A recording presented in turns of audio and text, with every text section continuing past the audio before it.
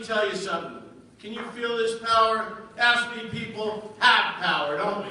We have power when we work together, when we swim together, when we row together, when we shoulder each other's burdens, when we stand back to back to each other. We have power, don't we? We never surrender at the Capitol or at the ballot box. With iron will, sisters and brothers, we stop Scott Walker at the border.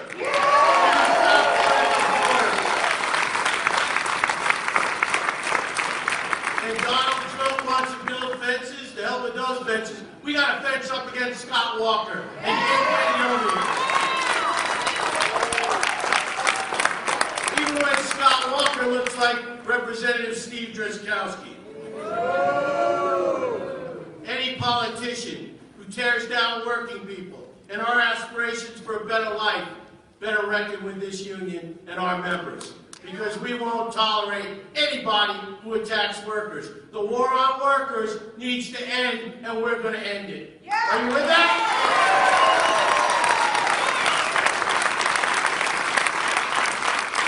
When we elected Governor Dayton and expanded collective bargaining rights, taxed the rich, we become a beacon of hope to other AFSCME members in states around the country.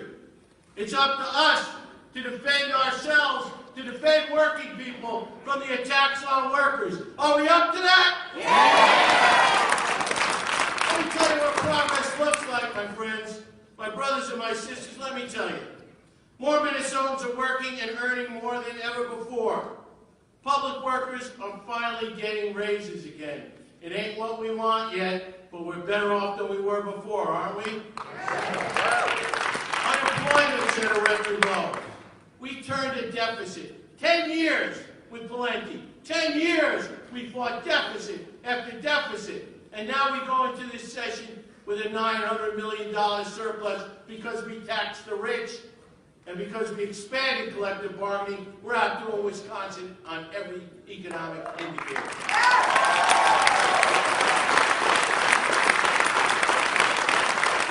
Property taxes are down, in some cases stable or down. We've repaid the debt to our schools. Every child in this state has access to free all-day kindergarten. Those are our kids, working class kids. And unlike Scott Walker's Wisconsin, where all the economic indicators are at the bottom of the list, we're the third best state to make a living. Our economy is the fifth fastest growing in the USA. And the policies, progressive policies of AFSCME Council 5 and Governor Mark Dayton are showing that Wisconsin just can't compete. Just can't compete with what we're doing.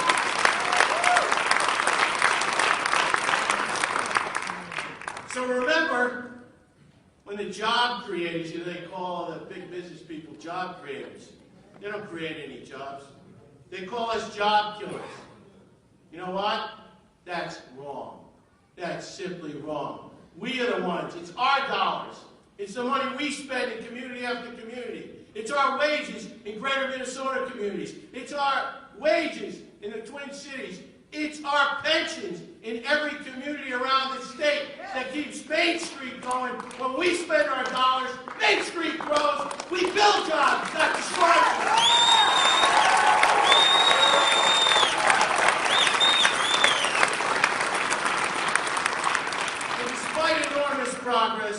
Despite enormous progress, our work is not done. This theme of this year's Day on the Hill, sisters and brothers, is one Minnesota. Even as our economy recovers, too many hard-working families are still struggling to get ahead in urban, suburban, and rural areas of our state. We want to make sure that the legislature doesn't leave behind any part of this state or divide and conquer by playing off one part of the state against another, just like they try to play off non-union workers against union workers, private sector against public sector, women against men, gays and lesbians against straight, black against white. We don't want division, we want unity. Because in unity we grow, in unity we have strength, and we want to promote policies that promote everybody in the state.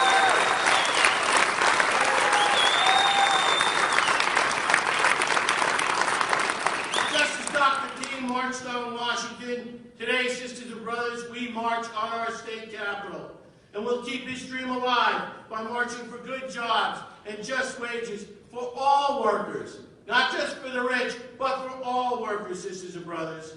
To that end, AFSCME Council 5 urges the legislature to reinvest in the work we do, border to border, not in one community or another community, not telling one community they get something and another community they don't. Every community in Minnesota is worth building. Communities make us strong. We want to build all communities, not play them off against each other. We want to do that, don't we? You know what else? We don't want to give millionaires and billionaires more tax breaks.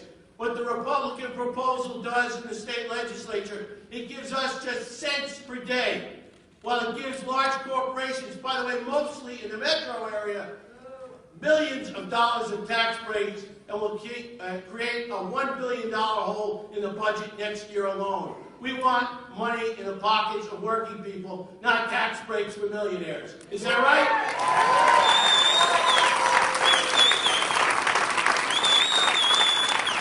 Protect public pensions and retirement security so everyone can grow old with dignity. You know, when you play by the rules your whole life, you ought to be able to retire in dignity, not in poverty, right? Yeah. Because you play by the rules. And in this country, the richest country in the world, and in this state, one of the most progressive and wealthiest states in the nation, we shouldn't have to worry about our pensions being cut. Our pensions are well funded. That's a contract between the legislature and us.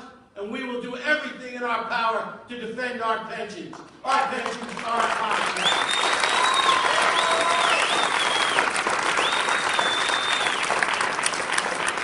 We want to staff up for safe workplaces, especially in mental health and corrections, where we work with violent patients and inmates. You heard it all day, you're going to hear more. No worker deserves to leave his shift or her shift beaten up, broken arms, broken shoulders, eyes beat up, stomach punched in. Nobody deserves that. That's not what we signed on for. We know our jobs are dangerous, but by God, it's the right of us to expect a safe workplace, and it's the obligation of government to make sure we have safe workplaces. That's what this is about.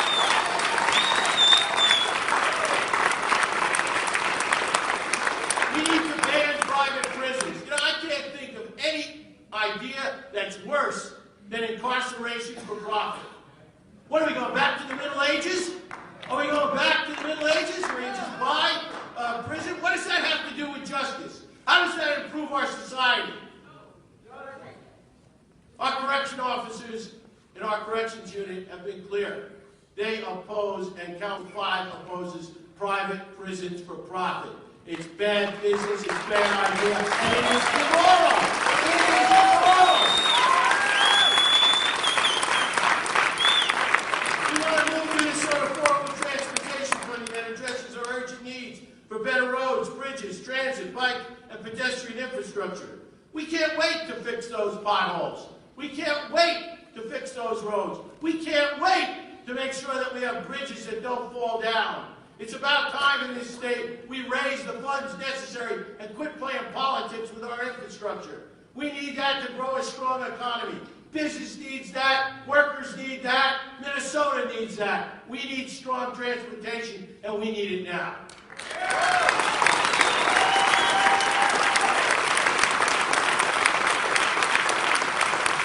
Working family in this state, every working family. How many people have two people working in their family? Husband and wife, man and woman, man and man, woman and woman. How many can do that?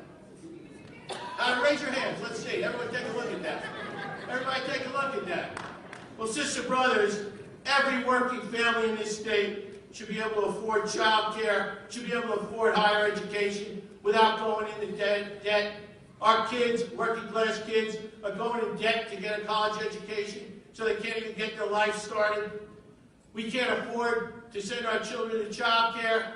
Someone has to not go to work or stay home because we can't afford to send our kids to child care. It's time for the legislature of the state of Minnesota to do what Governor Dayton's proposed and make child care affordable and make higher education affordable. And we want it this session.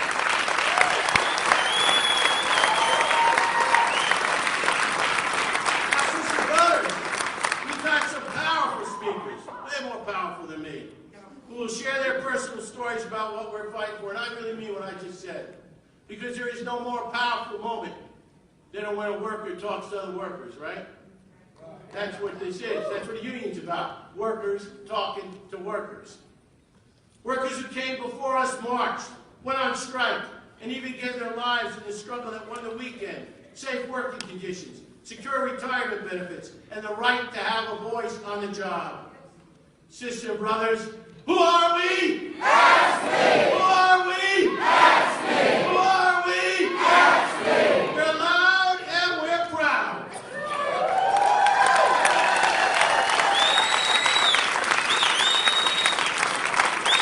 Our hearts are open and we stand shoulder to shoulder, back to back, to protect the rights of public workers.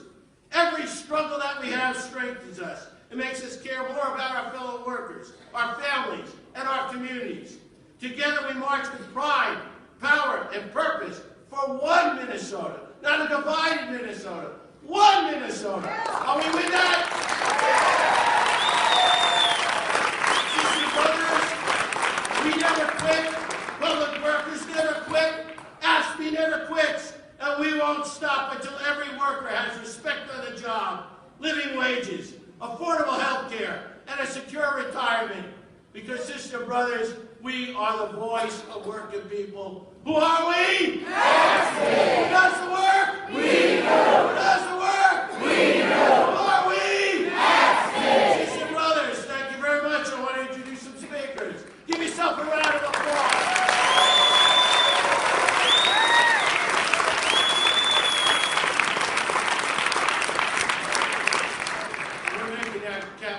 They can hear us at the Capitol. I'm telling you, they can hear us at the Capitol. First speaker today is a brother who's going to speak about reinvesting in the work that we do. He's the president of Local 1842, a member of the Council 5 Executive Board. Please give it up for Brother Koami DaCruz.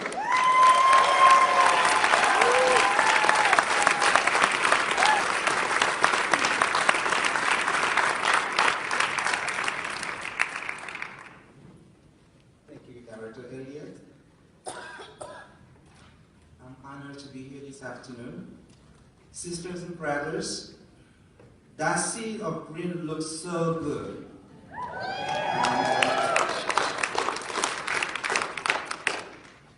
I'm Koami DaCruz, and I'm the president for Local 1842.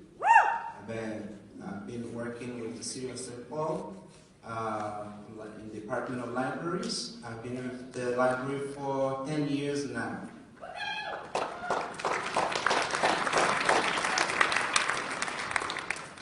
Our capital city has strong libraries with more than 100 members who are dedicated, who help mine swords. Our library workers offer free and equal access to a world of knowledge, no matter what your age, income, language, or background. Parents bring their children for story time. Teenagers come to do their homework. Job seekers come to use our computers. New Americans come to learn language. Library workers embrace change, and we constantly reinvent our services to meet the demands of the information age and our diverse community.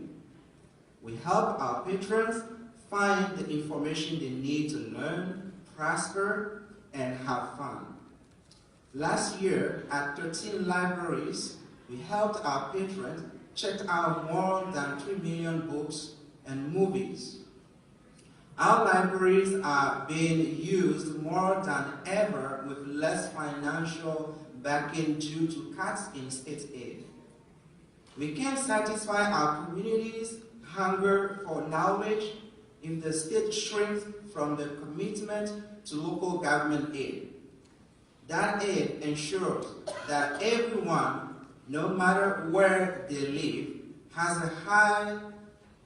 a right to get vital city services at a fair price. Without state aid, we'd have to lock our parks and libraries and lay off police and firefighters. That's how they do it in Wisconsin. Remember when Minnesota Republicans shut down state government and protected the rich at the expense of everyone else? Wisconsin is living that nightmare. Scott Walker has a $2 billion deficit. Minnesota has a $9 million surplus. We tax the rich and turn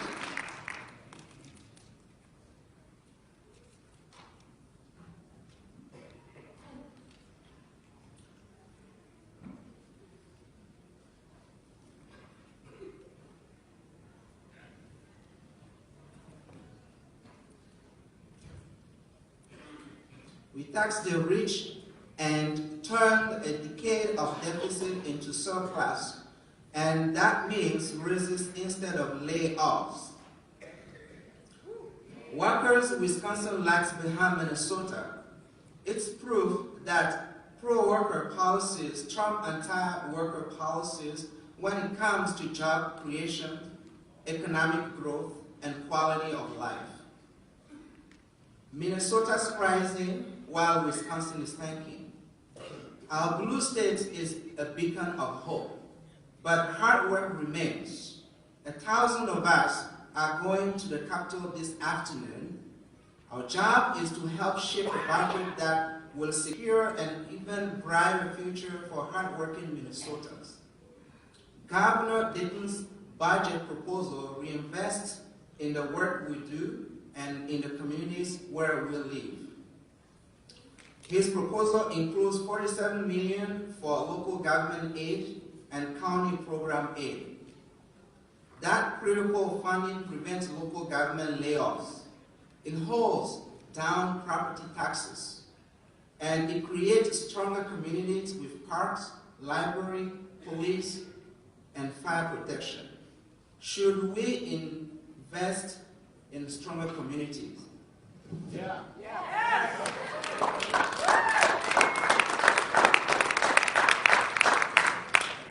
The governor wants everyone to have clean drinking water.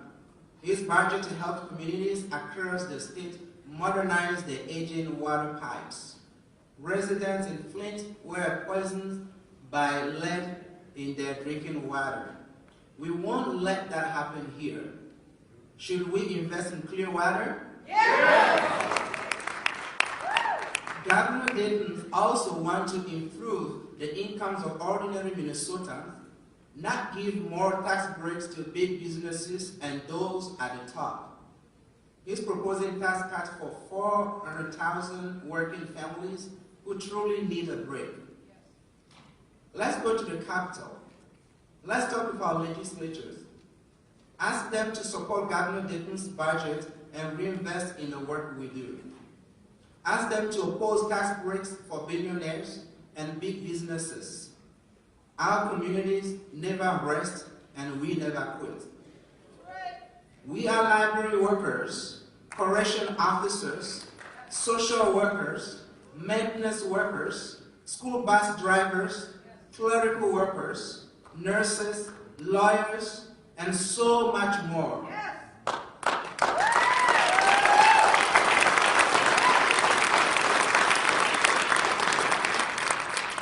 We are AFSCME, and we do the work that makes Minnesota great.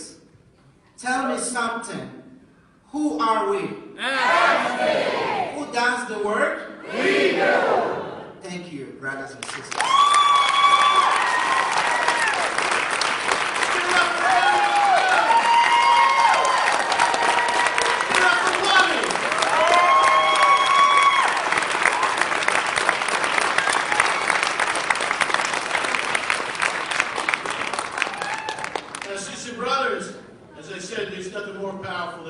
Talking to workers. Our next speaker is a steward at Local 1092, a member of the Council 5 Executive Board, and she's young, but she cares about her pension. Her name is Jessica Langhorst. Let's give it up for Jessica from 1092.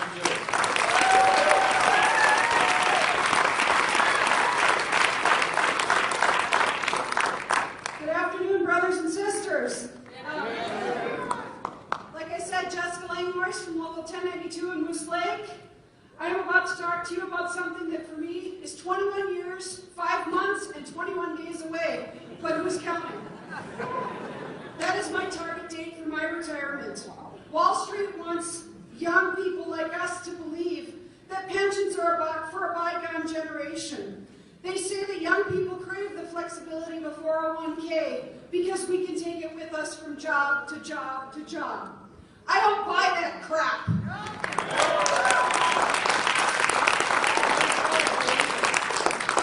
When it comes to retirement security, nothing beats a real pension. There is nothing old school about retiring with dignity and defined benefits that last a lifetime.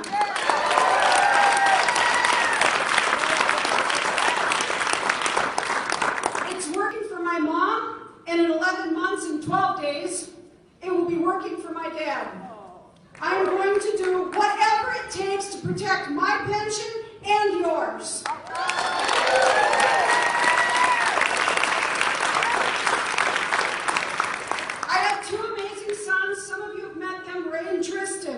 My pension makes me feel a lot more secure about my future and theirs. I am 33 years young and I plan to retire comfortably at 55 under the Corrections Retirement Plan. How many of you want to retire with dignity and a guaranteed income?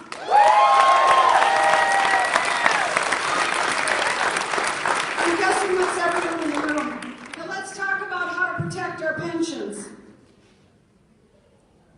Our public pensions and everyone's retirement security are under attack by the stink tanks. If Alec in the center of the American experiment had their way, we'd be eating dog food and living under the bridges. The stink tanks want us to eliminate our defined benefit pensions and replace them with a contribution plan. That stinks.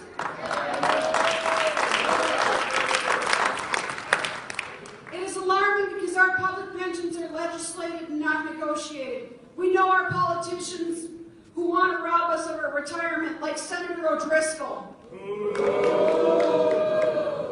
The best way to protect our pension is to speak truth to Senator O'Driscoll's and Alec's lies. Here are the facts. We have deferred wages for pension that allows us to retire with dignity. AFSCME retirees have modest pension benefits of about $14,000 a year. Combined with the Social Security, it's the difference between dignity and poverty. We are not snowbirds. 90% of our retired public workers stay in Minnesota, where our pensions fuel the local economy and keep us self-sufficient. We've got Alec's playbook on pension envy. They pit younger workers like us against older workers like my parents. They divide the working class by pitting private sector workers against the public sector workers. They panic the taxpayers and the lawmakers with the lies that our legacy costs will break the bank. Remember this fact. Minnesota taxpayers pay only 16 cents of every dollar for the public pension benefits. The remaining 84% comes from our contributions and our investment earnings. The truth is, Minnesota's public pensions are well managed and in much better shape than our critics suggest. Our 3 retirement systems have $33 billion in assets. We have billions because we've taken responsible action to ensure that there are funds sufficient to pay promised benefits. Listen up, Alec. Public workers are not the culprits. We live here. We pay the taxes here, and we work hard to support our families. We are not the problem, and we are not the enemy.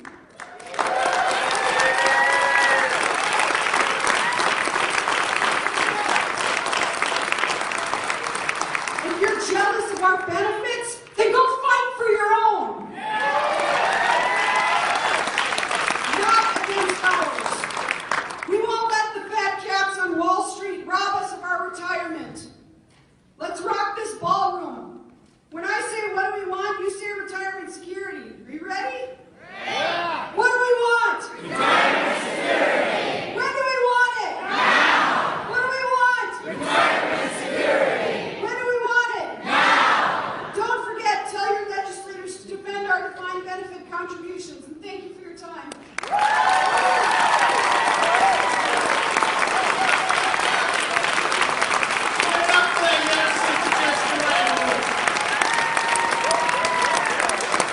We got ourselves a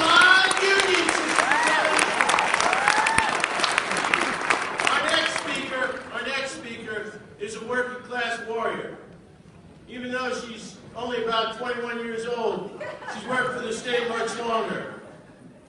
She's the president of Local 1307 and she's been a warrior in the workplace. Her name is Jackie Spanjers. Let's give it up for Jackie Spanjers.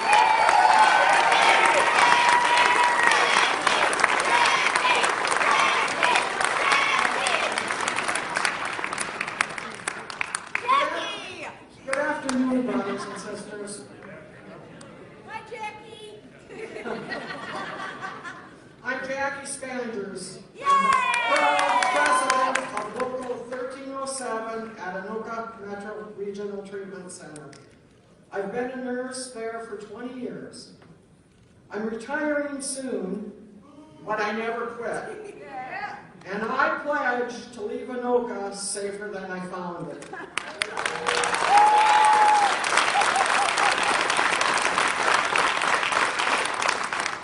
I was injured on the job. A patient jumped my coworker from behind. When I intervened, the patient shoved me into the sharp corner of a counter.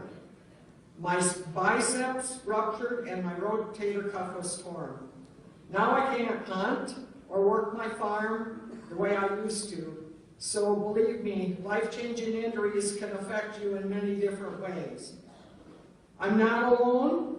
Hundreds of us are taking a beating inside the mental health facilities. Patients kick, scratch, bite, and choke us. They spit on us and chase us with weapons.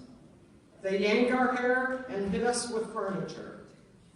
We feel like punching bags. Getting pounded in the face or head leaves you with serious injuries, some that can end your career. Concussions, memory loss, broken bones, and eye injuries are very common. Stand up now if you've been assaulted by a violent patient. Stand up now if you've got anxiety about being assaulted at work.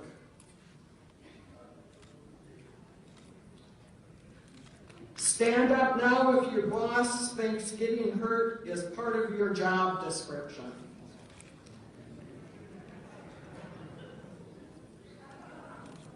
I bet the rest of you are wondering why we do this work. Yeah, we need a paycheck. Everyone does.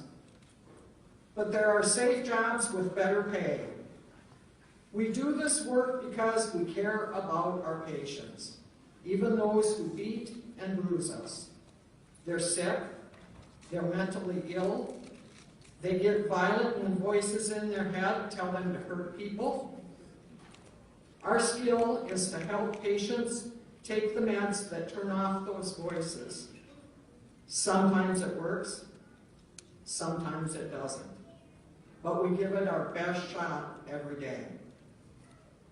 Most patients truly want help, but hell breaks loose when they mix violent criminals with vulnerable adults. At Anoka, we're suffering the unintended consequences of the legislative 48-hour rule.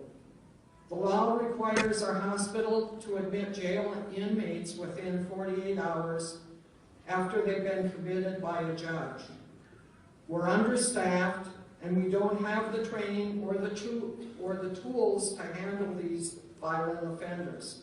No wonder assaults have doubled. We're walking around wounded and we're working tired. Raise your hand if you've been forced to work double shifts. Yeah, awful lot of you. That's downright dangerous and it puts everyone at risk. We're so understaffed and so overworked that our local lawmakers wanted to call the National Guard. When you take care of mentally ill patients, you need to be well rested. And when you have a family, you need a predictable schedule. AFSCME is reaching across the aisle to keep workers safe. We endorsed Republican Jim Abler and we helped him win his Senate election.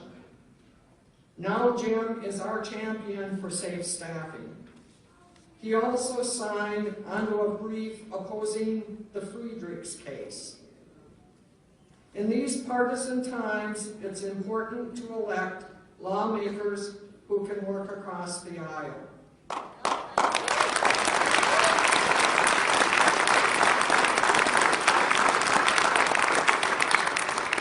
Brothers and sisters, clocking in should never mean putting your life on the line. We don't have to suffer in silence anymore. Our union is organizing online and in workplaces to increase staffing levels and to change policies so we can work and be safer at work. Listen up. Don't let my cry for help fall on deaf ears when you lobby today. Ask your legislators to invest in safe staffing. The governor's budget includes $84 million for DHS to add staff, reduce assaults, and ensure predictable schedules. Also, ask them to support governor's bonding proposal.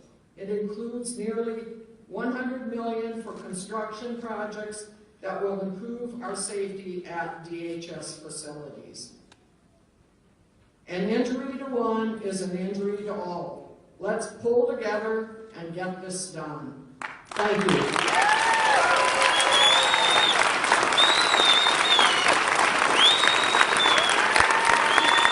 it up for this heroic citizen.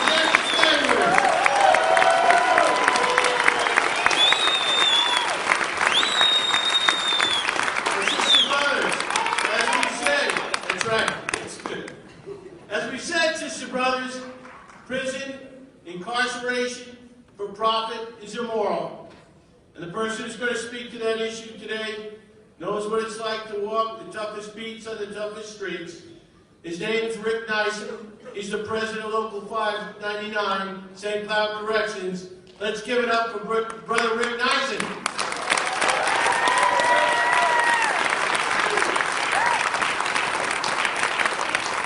I need a little help here. Me and Elliot are going to do this. I need everybody to yell and scream and give us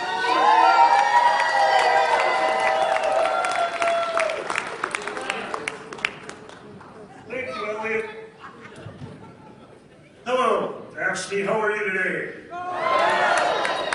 Like Elliot said, my name is Rick Neyssen. I'm the president of Local 599 at the correctional facility in St. Cloud, Minnesota. I'm a corrections sergeant. I've been in the prisons for 23 years. The private prison industry is trying to get a foothold in Minnesota, and we need to stop them now. It's immoral for anyone to profit from human incarceration.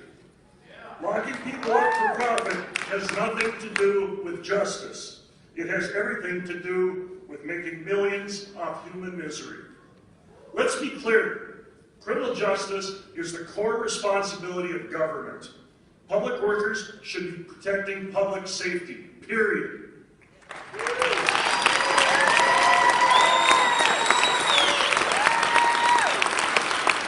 Here's the problem. Our state-run prisons are so full that 500 inmates are held in county jails. Now legislators are looking at how to remedy the overcrowding. Our opponents think the solution is to reopen a private prison in Appleton. They want the state to lease it, and they want the corrections to run it and staff it. That's wrong on so many levels. AFSCME opposes the lease. Our corrections officers don't want to work in a CCA prison. The Department of Corrections doesn't want or need the Appleton prison. And Governor Dayton has pledged to veto any bill that privatizes.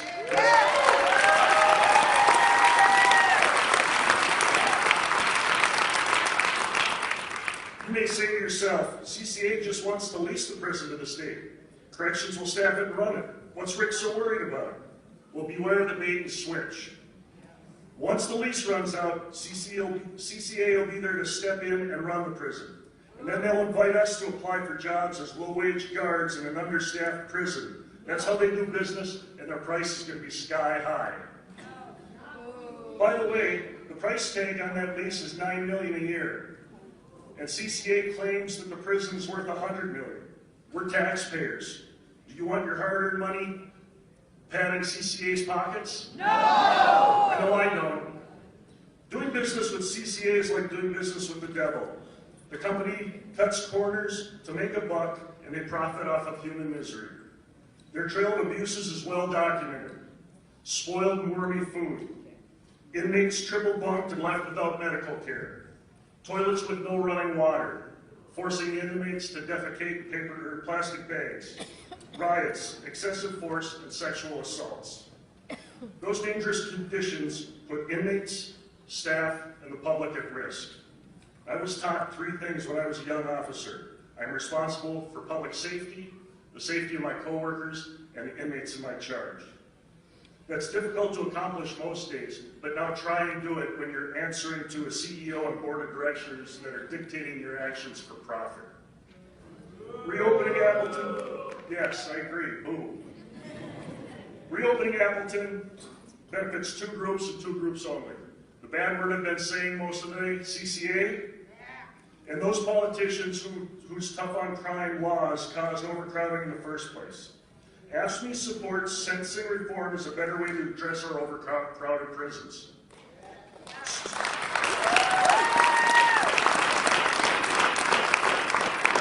Senator Ron Latz also supports this, and he leads our prison population task force. If the legislature reduces prison sentences for first-time nonviolent drug offenders, we wouldn't even need a new prison. You may wonder why I condemn private prisons. Of course, I don't want to work for the company that drives down my wages, benefits, and retirement security. But this is much more than protecting a good union job that provides for my family. My faith guides my work as a corrections officer, and it's not my job to judge or punish anybody in my charge. I believe that's going to be taken care of way above my pay grade.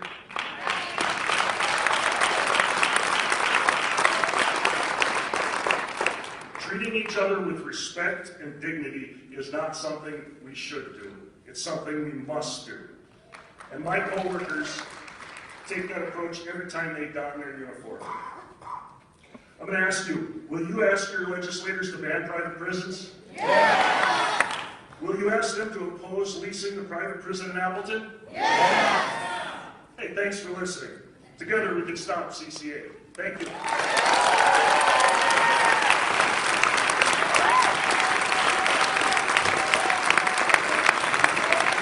Let's give it up for Rick Neyssen.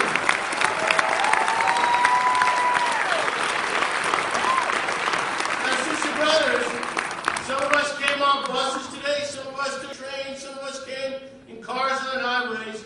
This state won't move without transportation.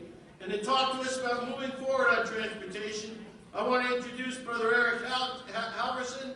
Eric is a steward, a local executive board member, and he's been doing a wonderful job as a lost timer working for Council 5. He's from Local 789.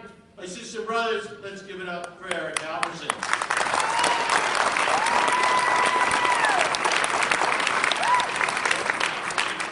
Hello, sisters and brothers. Hello. I'm Eric Halvorson from Local 789. I work for MnDOT and Morris, and I inspect the contractors' work to make sure the taxpayers get their money's worth. Please stand up if you work for transportation so you can be recognized.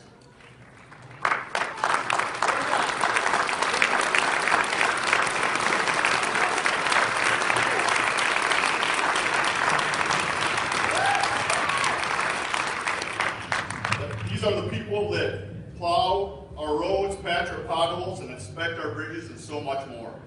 You move Minnesota, and we thank you for the work you do. Yes.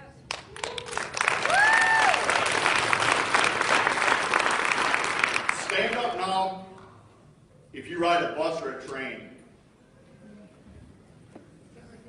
Stand up if you bike or walk. Stand up if you drive.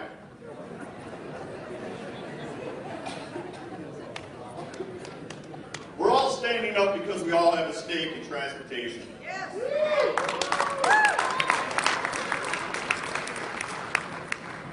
The problem is simple.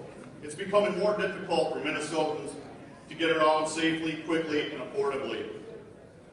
And there's no way our economy can grow on a crumbling infrastructure that takes a beating each winter. AFSCME members see the underbellies of bridges, the poor pavement of our roads, the potholes that could swallow a car. We're here to tell you that the need is urgent. Half of our roads and bridges are in poor condition.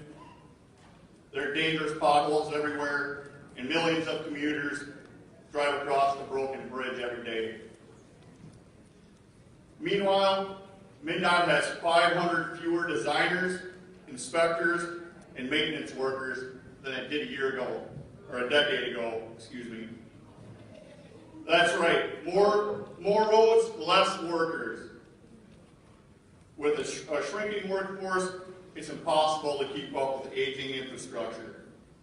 And to make matters worse, they keep adding lane miles without adding maintenance workers.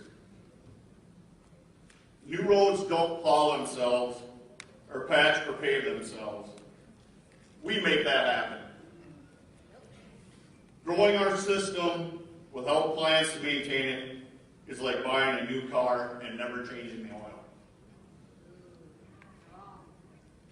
When you meet with your legislators today, ask them to budget for design, inspection, and maintenance. Tell your legislators that AFSCME is part of Transportation Forward and Progress in Motion, two statewide coalitions advocating for transportation funding this session. We all agree that any real solution must make a 10-year commitment to transportation. It must balance the needs of greater Minnesota and the metro.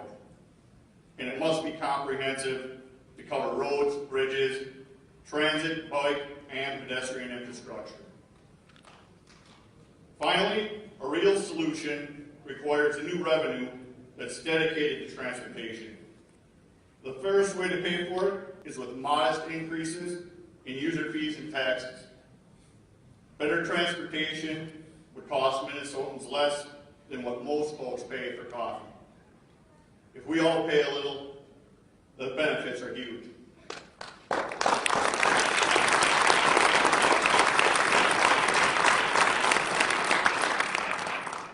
Beware, Republicans will try to sell you a toxic deal. They pay for transportation with the surplus or short-term fixes. They'd raid state budget to scrape together millions of roads, or millions for roads. They wouldn't raise any taxes or user fees. Instead, they'd gut education and human services. In effect, they'd patch potholes with students and seniors. They'd also slash spending at MnDOT, and make no mistake, the Republican plan would mean massive job losses for AFSCME members and less money for our wages and benefits. Let's make sure our legislators know that AFSCME is here for a real transportation solution. Thanks, AFSCME. Let's move Minnesota forward.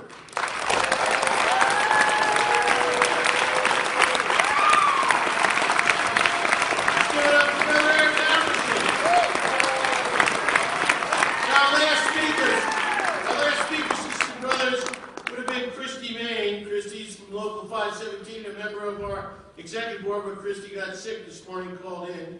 So filling in for Christy today, reading her remarks that she was going to read. She gave them all, and she asked that they be covered by our legislative director. So let's give it up once again for our legislative director, Julie Beyhl.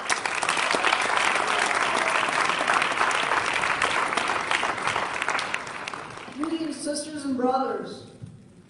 I work at the Washington County Workforce Center as a youth employment counselor.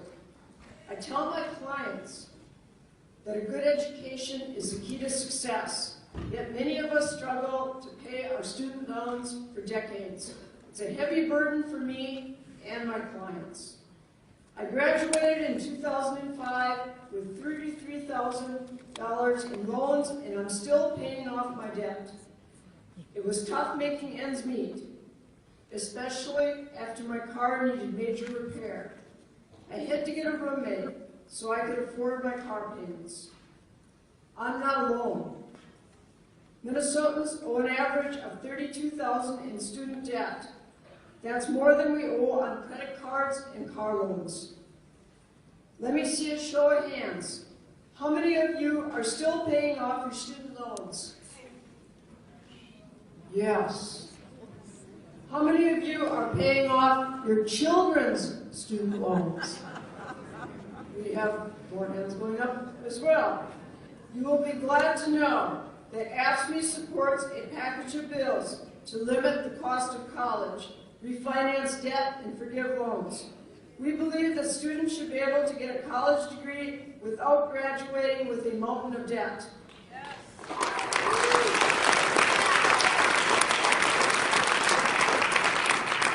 I have good news too. Public service can help erase your college debt. Here's how it works. There's a federal public service loan forgiveness program. If you enroll in the program and work in public service for 10 years, while keeping current on your student loan payments, all of your remaining debt will be erased. Yes. That's a good deal. The problem is, most public workers don't know about it. The loan forgiveness dollars are sitting in the bank unclaimed. We can change that and it won't cost our public employers a cent. Representative Aaron Murphy has a bill that would require all public employers to inform us about the program. Duluth Mayor Emily Larson and a St. Louis County already informed their employees. Josh Abram from Local 66 is already looking into the deal. The relief would help him save money to get married and buy a house. For Minnesota parents, the cost of child care can be more than the cost of tuition at a state college. To help solve that problem, the state should fully fund the Child Care Assistance Program, known as CCAP, so child care providers can serve 7,000 more families.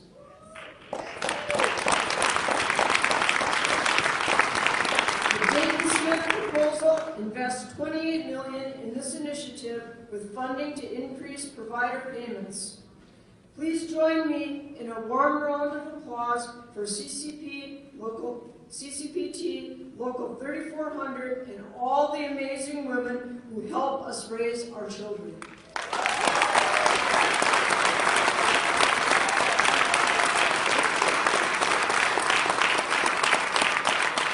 Our union cares about families. We're part of a coalition calling on the legislature to pass a Paid Family and Medical Leave Act for all Minnesota workers. In addition, Dayton-Smith budget proposal guarantees 6 weeks of paid parental leave for state employees. That employer-paid benefit would save the average worker $6,200 a year, and it would give mothers and fathers priceless time to bond with the new child. It's time for the legislature to help working families afford child care and higher education. We won't quit until they do. Thank you. Let's give it up for Christy, Manny, and Julie Beyhl. And sister brothers, I hope they're still here. I'll look around. We got here a bunch of students came in to be with us today and work with us today in coalition from Local 753. Where are those students? Are they still here or have they left? I guess they left to go to the Capitol. But we had a whole row of students here from St. Cloud State, which we appreciate.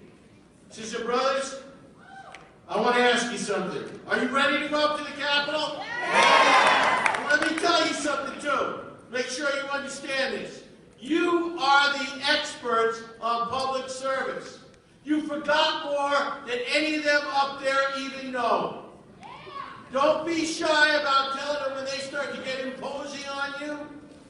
Follow Julie's instructions this morning. Be polite, be strong, be fair. But sister brothers, You don't quit the public service, and you don't quit when you go up there. The experts on public services are coming to the Capitol, and the legislators better be ready for it. Better be ready for it. This is another glowing